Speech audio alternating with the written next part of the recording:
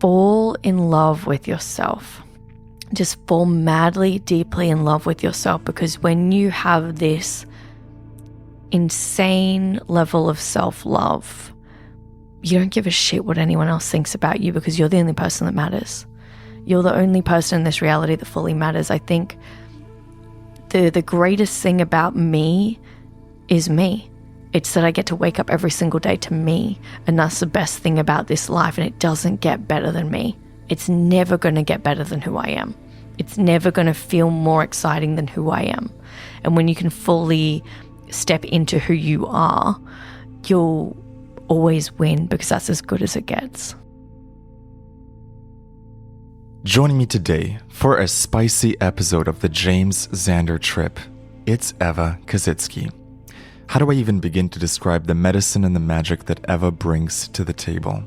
If you listened to episode number 33 of this podcast, you'll know exactly what magic I'm talking about. If not, buckle up. You're in for a treat. Eva Kaszycki, what a pleasure to have you back on the podcast. Thank you. I'm so excited to be here. For those that don't know you, how would you describe yourself and the medicine that you practice? Describing myself. I love this. Let me describe myself without all the labels in the physical world. I am definitely a very, very, very strong leader. I like to go where most people haven't gone before. I like to go as deep as I possibly can. So I'm not afraid of the shadows and the darkness. I really love exploring the parts of myself as deeply as I possibly can, because I believe that that's why we're here.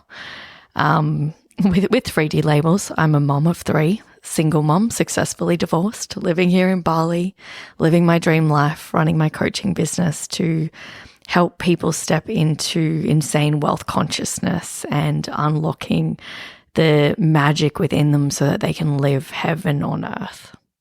Amazing. And up until a couple days ago, what's been your experience with plant medicine? Hilarious.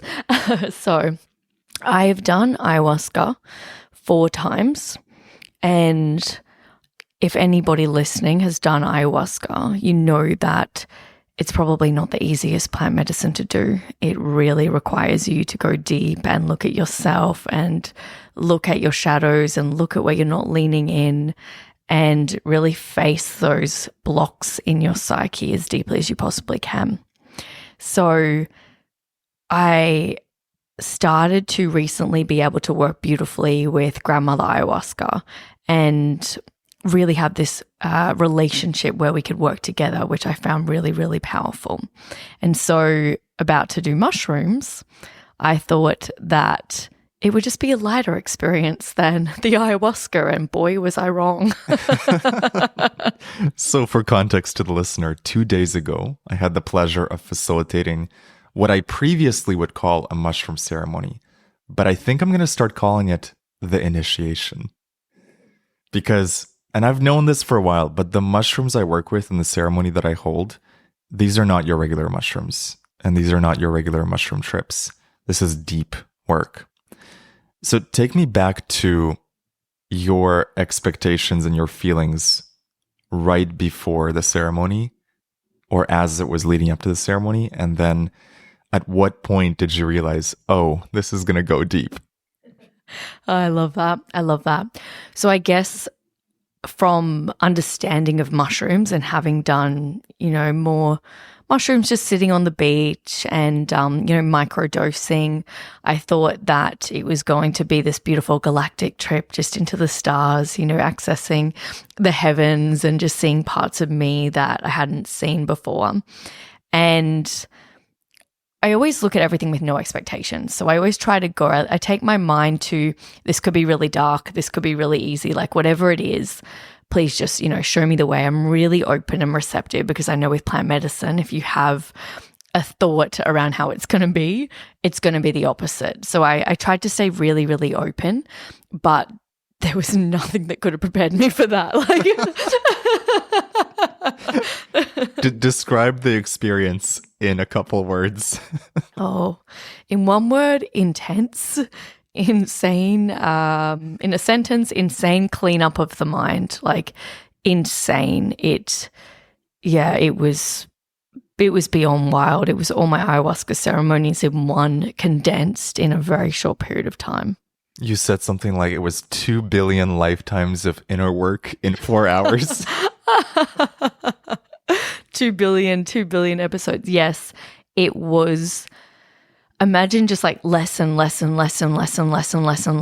it could have been like, 50 lessons in an hour. Like it was just sort of like quick clean up. And it really tested me to keep surrendering. And there were periods which, where I fell into it and I wasn't able to surrender. I was like fully in it, and it wasn't, I was getting trapped in my consciousness. It was like, wow, like is this ever going to end? Like there was a point where I felt like this was my new reality and the mushrooms were the real reality, and I didn't know if I was ever coming back. Mm-hmm. I would say that is part of surrendering. You going deeper into it and just experiencing it. I didn't sense that you were resisting it. There was no panic. There was no, in fact, the beginning of it, you were taking really well to it. Like you were getting up and dancing a little bit. And I almost thought, did I give her enough mushrooms? Because usually it takes people on quite a ride. And then later on, I think you really went into it. Yes. Yeah. I think because my medicine is light and playful and fun. So when any plant medicine takes me really deep into the darkness, I like to get up and dance because I like to remind myself of who I am, and that no matter how dark it gets, I can still dance. Yes. No matter how insane my shadows are, I'm always going to get up and dance and have fun and not make the shadow wrong, not make it that it has to be deep and dark. It's all a part of me and it's all beautiful. So yeah, it was just me sort of embodying who I am when I was going to the dark places, because it was uncomfortable to get up and dance. And it was kind of dancing in the discomfort of what was happening without avoiding it, without kind of going, I don't want to deal with this. It's, yes, I feel uncomfortable. Yes, I feel heavy, but how fun is it to still dance? Mm-hmm, mm-hmm. What was your intentions going into the trip, and how did those intentions manifest themselves in the trip? Yes, so my intention was show me how good it can get and show me what is blocking it. And I laughed because there was this point where you said, and you guided it so well. It was such an honor to be in presence with you while you were guiding it. It was really beautiful. So you said the next song's 12 minutes. Go to how good it can get. And I remember just kind of being like, oh, this is going to be fun. Like I'll lay back and I'm like, I'm so excited to see how good my life can get, expecting visions of mansions on top of cliff tops and all these things. And I was like, oh, this will be fun. And then I lay there and it was like the mushrooms tried to show me, but they couldn't. And then they tried to show me, but they couldn't. And I kept seeing the room around me, and it was like we were trying to go somewhere, but we couldn't. And I could see all the energy sort of in colors coming back to me, showing me that this is how good it can get. Mm-hmm. And this is the only block. And I couldn't go anywhere because it was all within me. And it was like, this is it. Like this really, truly is it. Yeah, I wrote in my notes a quote from you. You said, this is as good as it gets. This moment is a gold mine. I love that. What insights and lessons came up for you in the trip? And what was the most challenging part? What was your favorite part of the trip? What blew your mind? Take us through the whole experience. Yeah. So at the start, like when the mushrooms were starting to sort of calibrate to my system, I felt like I was going to vomit. So I was like, oh gosh, like it's coming up. So going outside, and then obviously I couldn't vomit, and I was like, okay, let's not resist this. Let's lean in and surrender. So I went back down, and I remember laying there. And because I do Kundalini activations, I think my body, and you said it was normal, but it felt so much more intense for me because I'm used to the body shaking and having catharsis from Kundalini energy. So I felt like it was snakes kind of just moving through my body, and I was shaking, and it was intense but beautiful at the same time. It was like the bittersweet. It was really, really a phenomenal experience. And then it just felt like constant lessons. Like it was so intense. Like it just felt like cleaning up. I could see my children not stepping into their power and that being an energy block, and almost like the mushrooms going through my children and turning them into lions because they hadn't fully stepped up to the level of leadership that they need to be at, like their initiation process as children, leaning in and constantly go deep. So I could see that happening. I could see how my daughter was a block to I've had a few clients on the outside of my work that have been a bit like moss to a flame and, constantly trying to get links to my programs but not signing up.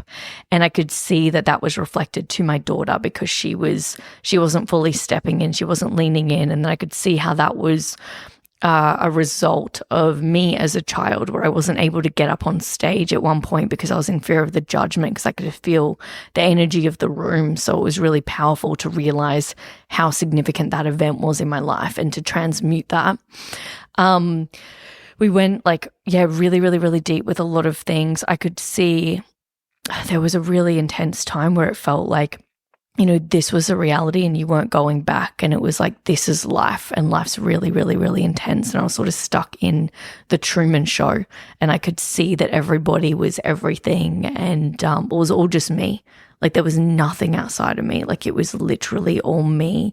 And every single person in this reality was fully me. And it was like, if you don't like it, you have to change it. And it was quite intense because obviously we love to believe that people are separate from us and that they are different from us, but it was literally just like, it's all you. Like this whole reality is you. And it was a little bit uncomfortable because it's like, oh, I don't want to be stuck in the Truman Show. Like I don't want everyone to be a mirror of me, and trying to navigate that and being in that. And it just felt like when we were going really, really deep and it was getting really intense, it felt like I was in a galactic war. So I was chosen for this new earth, and I had to go through this massive rebirth, and I literally felt myself die. Like I died completely, and it was like they'd put me on the cross and then I'd come back and there was a galactic war taking place, and I had to keep embodying this insane level of it's going to be okay for the people when everyone was freaking out and everyone was going crazy. And it felt so real. Like it's like, you're not going back to your old reality. This is the new reality. This is how it's going to be. And it was like we were aliens on a starship, and it was a whole new world, and we weren't going back to this earth. And it was so real and it was so intense. And I was like, I don't want to be on this alien spaceship. Like I want to be in this earth. And it was very much around the like, you were chosen for this. You were chosen for the world around you to be so intense, and you be the light that just keeps dancing when everybody else is going through, hell on earth and everyone else is struggling. It's like you've got to keep embodying that. And that was the most intense experience I've ever gone through in my life. Like it felt like I was in the war and I was being shot a million times over. Like it was like my body was just, it was like intense waves of guns and war and horror, and are we going to make it? And I just had to hold that frequency, and it was intense. Like it was intense energy work. I can't even, and then when it was raining at the end, I was like, oh my God, it's Noah's Ark. Like the world's flooding. Like we summoned a hell of a storm. There was lightning, there was huge thunder. Like in the middle of the trip, it started raining so hard. And I never take that as a random thing. Mm-hmm. I always see in my mushroom trips that the outside reality really syncs up with the mushrooms. And maybe it's always synced up, but in the mushrooms, I notice it more. So like an example of that would be if I'm having a difficult moment in a trip, one of my neighbors will like make a noise at the exact moment that I'm going through a difficult moment, or someone will rev their scooter really loud. And then as soon as I move through it and I calm down, the external reality calms down. So you having this massive storm happening right outside the window as you're going through a galactic war, that's not a coincidence. Oh, definitely not. Like I was feeling like, wow, you created this. Yeah. Like this is how quickly you create your reality. Like there's nothing, it's not hard to create your reality. You're just it. Like you're the whole reality, like just. And by the time you came back out of the trip, the storm had gone completely. it became super peaceful again. I was just so happy that that wasn't the reality. Like, I think you made a joke and you're like, a galactic trip. And I was like, oh my gosh, like this world's real. Like, we're back in the world. And I've never in my life felt so grateful for this reality.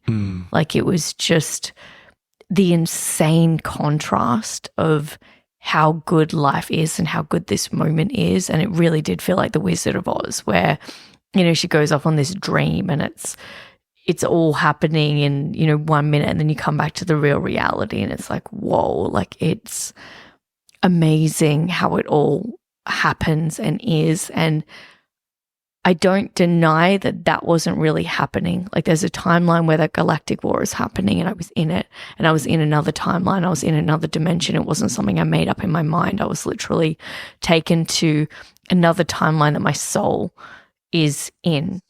And fuck, I'm just lucky to be in this one. Like, it's so beautiful. Yeah, we were talking about how lucky it is that we live in this 3D reality where things are really stable. And sometimes when you're trying to manifest quickly, it can be frustrating. Like, oh, why are things so dense here? Why is it moving slow? But there's another aspect to this reality of it's stable. You get to grow at your pace. There's not this instant manifestation where you have to monitor every single thought. You know what I mean? Yeah. How did you hold your center so well going through that very tough experience in the middle of it? Going through that galactic war. On the outside, you seemed so chill. And I can imagine someone else in your position kind of freaking out, and you didn't. And I'm curious where that resilience comes from. It was interesting because the whole galactic war was around, you were chosen, you need to step up. Like, the people need you. Are you going to step up? Like, it was very intense in the sense that it was like, this is what you were put on this planet for. Like, you really have to step up. And it was like me overcoming the parts of me that it's almost like if you've been born into royalty and you're the chosen one and you really have to step into that. And I think I've always known that I need to do that. And so it's the leadership parts within me, which are, we don't complain. We don't try to resist life. Even though in that period, like, there was moments where I was like, I don't want to do this. And then my partner in that reality was like, you have to. Like, this is it. This is what we do. You know, this is how it works. And I was like embodying helping the people, and then, oh, fuck, I really don't want to do this. Embodying helping the people. And so it was almost the same pattern in a different dimension, where it's like you stepping in, you stepping out, you stepping in, you stepping out. But it's always doing the work. It's just the leadership traits within me, which are, you don't give up. And my whole life has prepared me for that, because you start in the darkness. And I think most people listening have started in the darkness. You know, you start in the darkness to create that resilience. And also knowing that the plants are our teachers and being in deep surrender to that. Do you know what the Galactic War represented as a symbol in your 3D life? Was there any link to it in this reality? Of course. It's the next chapter of me. I know that I'm meant to be on stages in front of hundreds of thousands of people, and there's still parts of me that have been resisting it. And now it's like, just jump in. Like, you were chosen for this. This is what your soul desires for you to learn, and it's going to affect every single time-space reality when you can embody that in this reality. Mm-hmm. And in terms of any personal lessons, what came up for you later on in the trip? Because I know there was some things around life, around your power, stepping into your power that came up. Do you want to share any of that? Yeah, that was really beautiful. That was, I'm so glad the way that you ask questions at the end really helps, because you need to learn how to integrate and come back into the physical body. And so all the questions that you were asking at the end to help guide me back, I remember we uncovered a huge limiting belief at the end when we were talking, and it was massive. It was that I'm not stepping into my power because I'm terrified that there's no man that could hold me there. And so it's sort of, I've been playing way too small. And even though I'm doing big things, it's not scary to me. And I'm just not fully leaning into my edges and standing on the edge of the cliff and going where I haven't gone before because I was terrified that no man would be able to hold me there. And so really stepping into my power and understanding that my greatest fear was that, and that I'm so powerful that I'm afraid my physical body wouldn't be able to hold it. But that mushroom trip and being in that war was like, holy fucking shit, if you can hold this, you can hold anything. Like there is nothing that you can't hold. Like being in that intensity for that period of time was just out of this world. Like it was tested your limits insanely, and it was in my physical body. It wasn't like it was in my mind. Like I could feel the intensity of it, and it was like we were fully going through it, and I was like, I don't know if I can keep doing this. Like I was pushing and holding this intense feeling of being in this galactic war and having to be strong for the people and having to keep dancing when everyone else is screaming and howling and things aren't working. And it would be these phases of we're winning, no, we're losing, we're winning, no, we're losing. And it was just holding the we win, and really like holding that. It all just gets to work out. We get to keep this. Were there any moments of beauty, joy, love that came through on the mushrooms? Probably like small glimpses within myself, just that it is effortless and it is easy. I think that the dancing definitely helped. I think with where I'm at in my life right now, like I have so much love, so much joy, so much bliss. The mushrooms tried to give me the contrast of that to really help expand me. And so I wouldn't say the trip was bad. I wouldn't say it was wrong. I wouldn't say that, you know, it was, I shouldn't have had that trip and it was negative. Not at all. I think it was really beautiful to show me the contrast, because the arrow can't go forward unless it goes back into the darkness. And it really helped shake me up. It really helped just be like, holy shit, like you need to step in even more. And it was arrow fully going back. And it was a rebirth. Like it was an insane rebirth. Like I died on that trip. Like I literally saw myself dying and coming back to life. Wow. How has your view on reality changed, evolved, or upgraded in the last 40 hours since you did the trip? Even more unapologetic. Even more just, I just don't care because it's all me. Like the whole reality is me and I'm just seeing me. And so it's just not getting stuck in places where, you know, people will tell me what to do, or it's just like, it's me. It's all me. And there's no right or wrong, good or bad. It's just everything's me. I've created a whole new like plan for my life. I literally just rewrote everything. I'm like, we're going to go and speak all around the world. There's no limits. The countries that I booked retreats in, I'm like, let me look at stages that are happening around the times that I'm there for the retreat. Like, let me just like squeeze the juice out of life in all of its entirety and not play small and not get stuck. It's just like, it's just happening, and just holding it and holding it and holding it, because it's holding those frequencies so that we can embody that within us, so we can see it in the physical reality. Talk to me about the integration. How did the day after go for you? And what did you discover in the integration process? So I spent the whole day after in my own energy, just journaling. I don't think I've ever written so many pages of journaling in my life, and I've like many ayahuasca trips and not journaled that much. Like it just kept flowing out of me. It was really, really beautiful. As you know, I was meant to speak at an event that didn't have a lot of people, and I literally got called that morning to speak at an event at 5 p.m. So I integrated all day and spoke at this event, and it was interesting because it was literally my timelines had shifted that fast. Like it was the smaller event you're not available for anymore. The bigger event with several hundred people, there you go. And so it was really just sitting with myself, journaling out everything, creating a new version of self.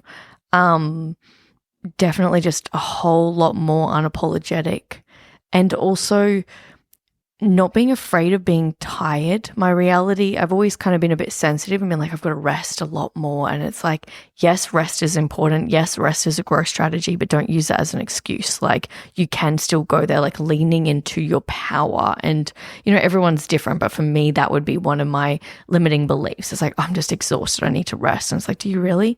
You're just in a galactic war. Like you can fucking hold it. For those that want to be more unapologetic, what would you say to them?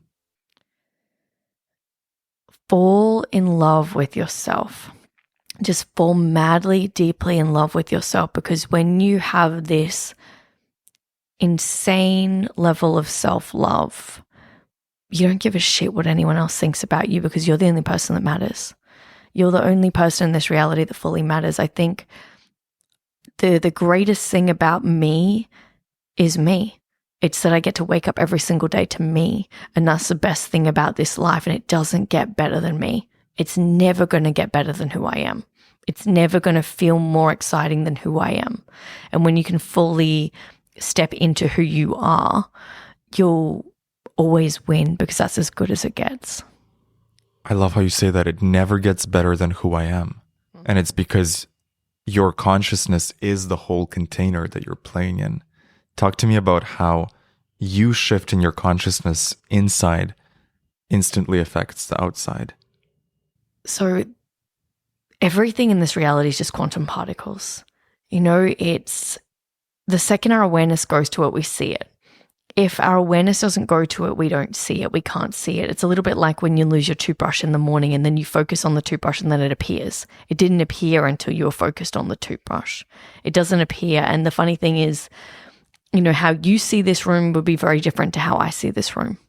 And it could look like two very, very, very, very completely different rooms based on our consciousness levels and based on the way that we look at life. And it's really just holding the embodiment of wealth. When you hold the embodiment of everything always goes my way because it's all me and everything works out for me, it does always just go your way. Everything's always working out for you. Everything's conspiring for you. The $1 million gets lost or someone takes it. Beautiful. Thank you, God. Like, I guess those parts of me were no longer needed. Wow. It's a huge level of surrender and detachment. Yeah. You've said before to always go from the problem to energetically go into the solution. And I'd love it if you can touch on that. One of your favorite phrases is, I am only available for the solution. Embody the solution. Every day something interesting is going to happen, and I'm going to stand there and embody the energy of the solution. I love this because the energy of the solution is our evolution. It's constantly locking in how good it can get, how much we can expand. The problem is the arrow moving back. The solution is the arrow moving forward. And so when we lock in the solution, we're locking in the target. And so our consciousness gets to clean up everything to energetically reach the target. And every problem has a pole from the problem. And our consciousness desires to see both sides of the pole. So the problem comes up to show us the entire pole of the thing that we're looking at. And then by going to the solution, we get to expand our consciousness, because that's all this reality is. It's really looking at the problems, the arrow going back, the solutions, the arrow going forward. And we get to see the problem and go, beautiful, thank you, thank you, thank you. And then we get to go to the other side of it and expand our consciousness through seeing the whole of the thing that we desire. And a lot of people don't understand this, especially when it comes to money, because they look at being broke or not having enough as not being good enough, instead of, thank you, how beautiful, gosh, this is amazing. And then, oh, wow, let me explore the other side.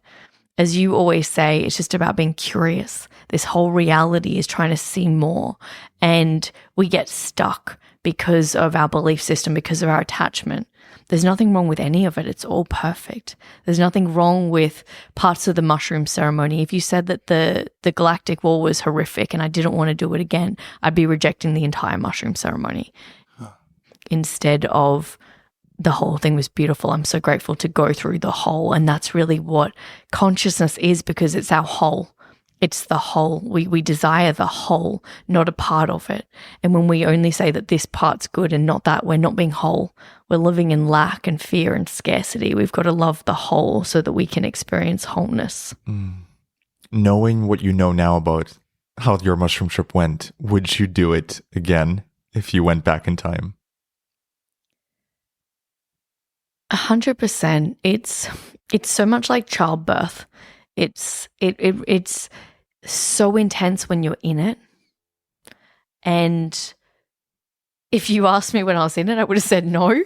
But you come out of it and it's a little bit like anything in life. You know, people, when they were broke, they didn't want to be broke, but they had to see parts of themselves through the brokenness that they weren't able to see. And through the intensity, the hard times, the challenges, we see parts of ourselves that we're not always able to see. And that's what the mushrooms do. They show you, well, for me personally, they showed me the intensity so I could see parts of myself that I wasn't currently seeing, because I embody this persona. I embody the effortless way, the easy way. Life's really beautiful. I'm loving all of this, but I don't get to expand and see more parts of me unless something intense happens, unless the opposite of who I'm being shows up and allows me to see another pole, allows me to see another side of me so I can go deep and navigate that. And we'll never be able to explore ourselves and our minds and our psyches if we don't have these events or things that allow us to do that in our life. And that's why we're always going to manifest contraction, expansion, problem, solution. Like it's the yin and the yang, like it's just each side of the coin. And you get good at life when you realize that it's all happening for you. And you don't think that that mushroom trip is worse than life. It's all beautiful. Were there any other insights or lessons that you got about yourself and your life from the mushrooms? I think it was more around how strong I am, around how powerful I am, and like, you know, hearing messages back from you and other, you know, plant medicine teachers. When I go through these intense times, people are like, wow, you're just so at peace when you're going through the hard times. And I love that reflection, you know, back at me, because I don't see those parts of myself. I don't see that life can be really intense, but I handle it beautifully. And I've learned how to embody that frequency, and that's really beautiful. And that's a huge testament to, you know, who I am, because I always say just be humble, just enjoy the journey. And I think one of the biggest takeaways is I've never been so grateful to be back. Like, it's just like this next level gratitude. Like, my gratitude's gone up a million notches because I'm not in a galactic war and it's not all over. I feel like anyone listening to this who's not done mushrooms, we're scaring them from ever doing mushrooms. And you know what?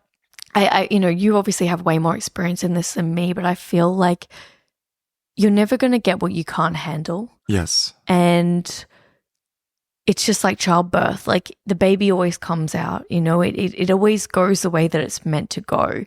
It always is the way that it's meant to be. Like I feel like my brain just plugged into a super server and just got this massive clean out. And it was just like zoom, zoom. Like you can't, that would have been lifetimes of therapy in 4 hours. Like it's just, you just don't get access to those things in this reality. There's no amount of podcasts you can listen to. There's no amount of talk therapy. There's no amount of YouTube videos of leaning in that can give you what I got in those 4 hours. Like it's really powerful, and it's not for everybody. You know, some people do desire to go the long way in this lifetime, and it's okay. And I move fast. I love moving fast. So naturally I'm going to manifest the tools to move faster. And mushrooms is a tool to move faster. However, you have to be good at integrating it, and you've got to be good at changing your life. You can't come back from a mushroom trip and go, oh, that was nice, and do the same thing. Like you're a new person. You've got to take different steps. You're going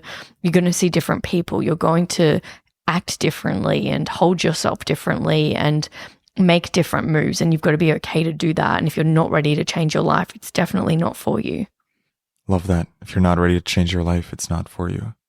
Sometimes people are afraid of the transformation. They're comfortable where they are, and they don't want to touch psychedelics because inwardly they know it'll shake things up.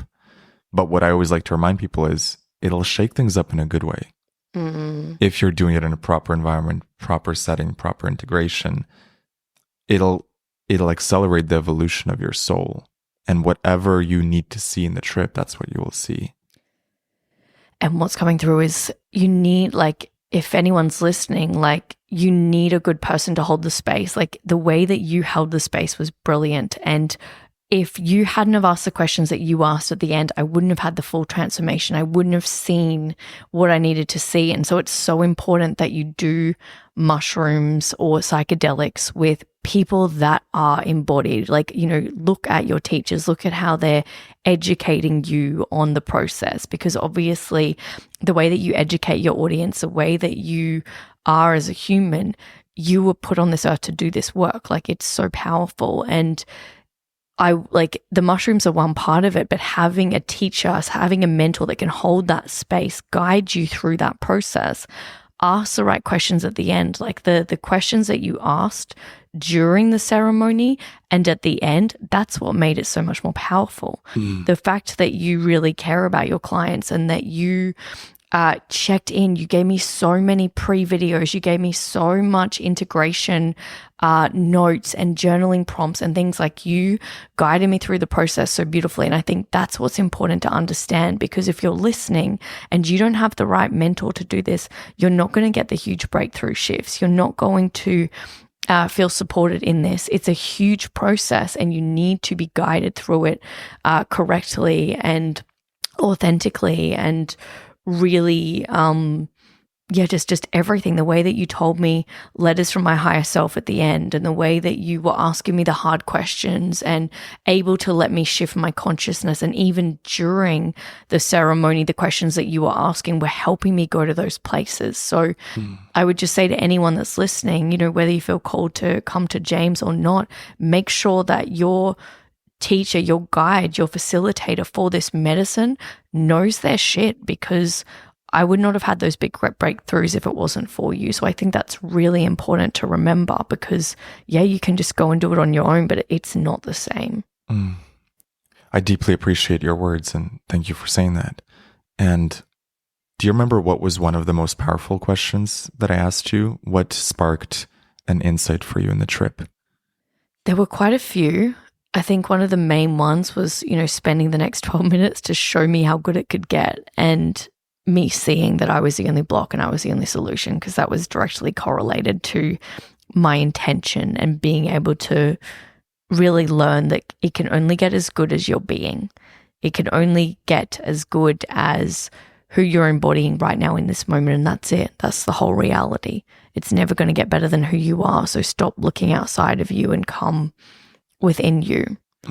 There were a few other questions that I think I was really deep in it that maybe you would remember that you asked me, and I'd probably remember the answers. But I just remember the questions are really helpful, and you guided me really, really well. Like, there were moments where I was just like, oh my God, I can't do this. Like, there was a moment where you held my hand and I was like, thank fuck, like I'm going to die. Like, it was just so intense. And that was symbolic of me receiving support, because I don't usually receive support from people. So it's just being in this medicine and in these moments where even through the hard times, you can still step up, and it will give you opportunities, because if I didn't ask for your support, I wouldn't have been stepping into the next level version of me. We all need support. We all need people to help us. We all need to ask for support throughout our journeys. Yeah, and you're such a strong leader that I think it takes a lot for you to ask for someone for support. Maybe I'm assuming, but I feel like you're very independent, and it was beautiful to see, to be able to hold you in that space and to allow you to receive the medicine, the gifts, the journey. Yeah, thank you. Yeah, I love receiving. Like, I feel like, holding community, you're always giving, and it's easy. It's natural to me. It's what I was put on this earth to do. I love it. But I also love receiving. You've always got to have the balance. There's always got to be a balance. And as much as you're giving and holding space, you need to receive. And that's something that I am good at, but I think I just need to do more of, and just being really mindful of receiving more and more in that respect. How would you guide one of your clients to be able to receive more in their life? It starts with the small things. So it starts with, are you good at receiving a compliment? Are you good at receiving? Yeah, it's huge. It's are you good at things like, I'll always find, in being in Bali, if my scooter won't start or things go wrong, people come out of nowhere to help me, and I just fully lean back. I'm like, thank you, fix it. And I just joke with them. And it's the small things. You don't go, I've got this. Whereas years ago, I remember a man tried to help me carry things into my car, and he shut the boot and my keys were in the car.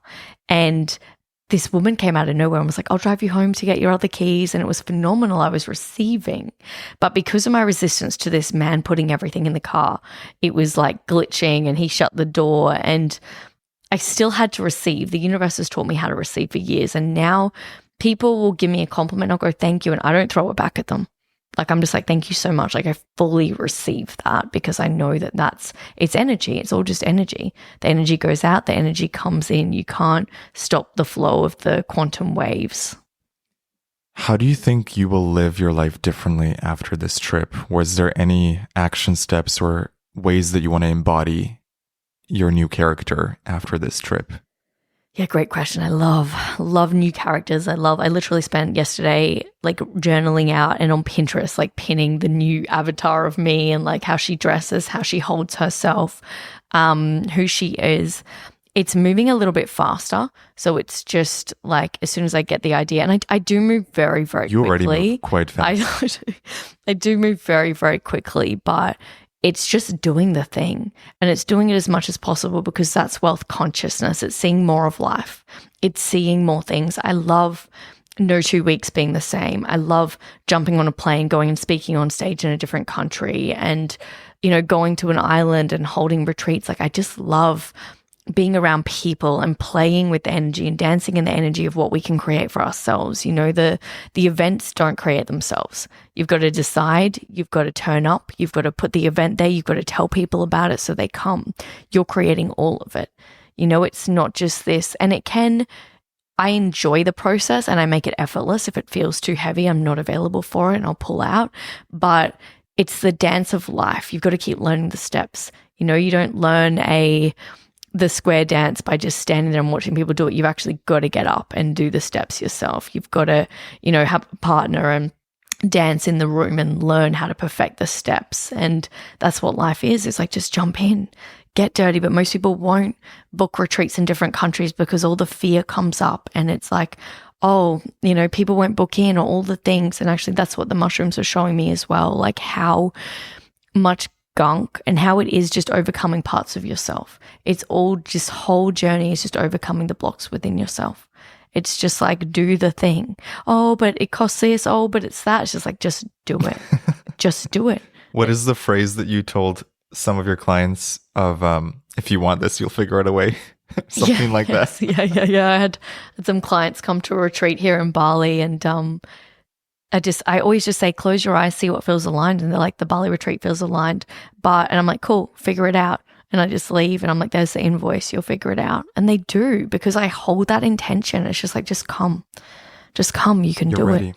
Yeah, exactly. You're ready. Like, just lean in, stop being in self-doubt. Like, it never gets as good as you. And if you're in self-doubt, that's as good as it gets. It will never get better than self-doubt if that's where you are. I love that. It's so good. Like, this is magic. It never gets as good as you. Yeah. People can really hear that. And them embodying self-doubt, not trusting themselves, not making a decision, means that's what they're manifesting their life. Yeah. More self-doubt, more insecurity about decisions. Yeah. And the moment, I think part of the reason why retreats and workshops and getting mentorship, why it works so well, is not just the mentor, but them deciding, I am going to step into the sort of person that gets coaching. I'm going to become the sort of person that gets an upgrade, that takes the trip, goes to the workshop. Oh, yes. And that's my favorite part of what I do. It's seeing the initiation they go through to get to me. It's seeing everything that went wrong that they overcame to get to the retreat, to get to the program, to get into it. And it's phenomenal. It's phenomenal, because it's all just subconscious blocks. There's no such thing as money being more or less, good or bad, expensive, little. Like, you know, everyone's got a different lens based on where they're at. A billionaire's not going to look at a price and go, oh, that's too much. It's where you are at your level of consciousness. And really realizing that price is just a frequency. You're either ready to get on the frequency or you're not ready for the frequency. You once said you paid $5,000 for a 1-hour call. Yes, yep. How is the frequency of that call? It was amazing because the frequency goes both ways.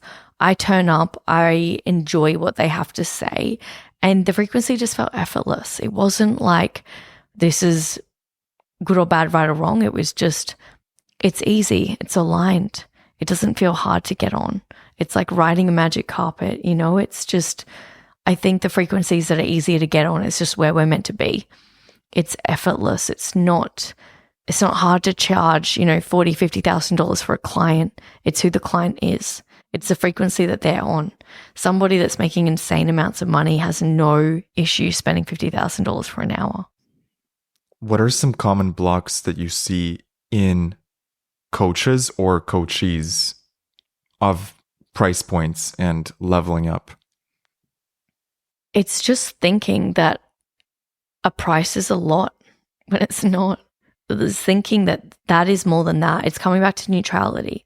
It's realizing that a feather is the same as $1 million. It's the conditioning and the programming that $1 billion is worth more than $1. And it's not. Not to the soul. And so it's seeing our life through the eyes of the soul, not through the eyes of the ego. Oh, wow. And so that's where it really comes down to. It's like the persona, the conditioning, the programming sees that as a lot of money. But the soul's like, anything that you desire, you can have. You don't really need the $1 million months. It's just you're thinking it's something. You can literally just live your life in insane wealth consciousness and the money will never stop flowing. And that's how I desire to live. It's just like, it's fun to play with the energetics of things and go, yeah, this is fun. Like, I'm excited to be on this frequency. But you manifest the frequency and you're like, Like, as soon as you get something, you're at the level you don't care about it. It becomes normalized. Yeah, it's just like, oh, yep, I live in Bali. I live my dream life. Cool, next. Money flows effortlessly. Cool, next. We don't really care about it because we're at the level. You know, it's the house that I live in now. When I first moved in, I was like, I love this so much. Now it's small to me. Now it's just average. And so it's because we're expanding our consciousness so much that it goes beyond the things that we obtain. And it's just constantly making sure that we are enjoying it no matter what, but we're not placing everything in our life on getting the thing. It's enjoying the journey to get there. It's enjoying the embodiment of the frequency. It's enjoying everything from the podcast episodes to the gym sessions to the eating at the cafes to the funny conversations. It's enjoying all of it. It's not, I won't be happy until I get this. I won't be happy until I get that, because then we look at reality as outside of us when it's all within us. This is all us. And to get to that level of consciousness, it's a lot of inner work to decondition the mind. How do we embody insane wealth consciousness? Again, falling madly and deeply in love with yourself. When you love yourself, there's no harm to just like put your arms out to the sky and go, this is so beautiful. Like, this is so beautiful. It's realizing that whether you're lying in a hotel room that's got mold on the ceiling, this is so beautiful. Thank you, thank you, thank you. Like, what an honor it is to be alive. It's practicing next level gratitude and seeing all that you have. Like, right now in this room, there's just so much of everything. There's 1 million candles, there's 1 million crystals. Like, it's so much of everything. It's seeing the truth. Wealth consciousness is seeing how much of everything this life has. And there's just so much. And we're just so conditioned for there's not enough. But when we expand our consciousness, we start in the realms of fear, lack, and scarcity, and we expand it to abundance, how much of everything there is. And that's exploring the realms of the psyche, because it's almost going from ego to soul. And from the soul perspective, it's pure abundance. Yeah, from the soul, everything is just beautiful. It's abundance, it's bliss, it's overflow. You have more than enough. You're connected to source, which is all that is. And there's no limits when you're connected to source. It's the source of all of creation. There's no lack. God lacks nothing and is everything. One thing you've said before is be ahead of the reality, not beneath it. And you also said, whatever you desire, make it smaller than you. Can you talk a little bit about that? Yes. So when we're expanding our consciousness, everything that we're looking at is from a high level of consciousness. So the reality is a delayed manifestation of who we're being. So if you're in sync, if you've got the same level of consciousness as the reality or less than, the tree's not as beautiful. You know, if you're looking at a tree and your consciousness is less than the tree, you can't see the beauty in it. If you're sitting there and you're like, this tree's not good enough, I don't like this tree, because you're not even vibrating in accordance to the tree. And so when you're vibrating in accordance to the tree and an energy of the tree, you can appreciate it. You can be present with it. When you're vibrating more, so your consciousness is expanded, you can see so much more in the moment. So you're not just looking at the tree, you're looking at all the ants, you're looking at all the things. And as we expand our consciousness and our like rubber band, our energetic capacity, we start to see so much more in the reality than what was currently there. We start to see the clouds at the same time, the sky at the same time, the ocean at the same time. It's not just, there's just the ocean and I can't see. Because when we expand our consciousness and we can see everything, we're seeing the millions of opportunities. We're seeing the millions of dollars that are waiting to come through us. We're seeing all of it. There's no limitations. There's no lack. And so constantly expanding beyond the reality is exciting because you're just constantly ahead of your time. You want to be constantly playing in the realms where you're ahead of your time and you're turning the invisible visible. When you're just stuck at your reality, it's like, oh, it's just a tree. You wake up every day, you just stare at the tree because you're not expanding your consciousness. And that's why mushrooms are powerful, because you see things that you wouldn't usually see. You see the blocks that are blocking your ability to expand your consciousness well beyond the reality. You have to feel like a millionaire many steps before it shows up in your physical reality, because it's dense. Your soul is vibrating way higher than this reality. And so what manifests in this reality is passed down, and it's slow and it's dense. So it takes this reality's time space. You know, it takes time in this reality to come to fruition. And whether that time is 30 seconds or whether it's a year, there's a time element. You've said before, be 10 steps ahead energetically of where you are. And that's what you're talking about here. Yes. And in like the mushroom trip, I was in the war long before the storm came. You know, like I was in the war, and yes, it manifested quickly. Would you say it's in sync, but there was still the element of time for the storm to come. Mm-hmm. And so whether there is a time factor, because it comes first through you and then it's birthed in the physical reality, you will always experience first in your consciousness and then it gets put up on the big screen. We are like the reel in the projector, and it goes through the reel and then it expands on the big screen. And if we're not expanded in our consciousness, we just look at money like not enough, instead of looking at the whole level of consciousness going, oh my gosh, there's so many trees, so many grains of sand. Like wealth consciousness is all of it. Wealth is not just money. People think that wealth is money. Wealth is health. It's travel. It's people. It's places. It's fun. It's joy. It's experiences. Like wealth is all of it. People with limited consciousness think that wealth is only money and they get stuck on the money. Well, money is just one tiny, teeny little factor of wealth. And most people are so stuck in that level of consciousness that they can't get beyond and see how much more there is, because you can manifest a holiday without money. You can manifest everything that you desire without money, but people are so stuck on the money piece. And when you can get beyond that piece, you can have all of it and more. And the money will flow naturally because you're not stuck in, this is the only way I can be wealthy. Because you're taking your power not from the money, but from your internal self, and then it manifests in the external. Exactly. It's just, I'm wealthy no matter what. I'm not placing the amount of money is the reason for me to be wealthy. I'm just wealthy no matter what.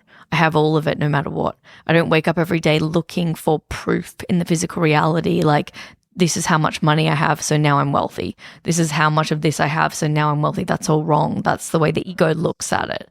It's, I'm wealthy no matter what. I'm already in millionaire, billionaire consciousness no matter what. I'm already there. And then it shows up in the physical reality, because our consciousness, our soul is far more powerful than the physical reality. But when we go from the physical reality back to source, it's the wrong way to do it. It just doesn't work. The peasant can't tell the king how to rule the country. The king has to tell the people. And so you've got to come from the king and the queen energy, the higher consciousness, our sovereignty, and allow it to ripple out through the world.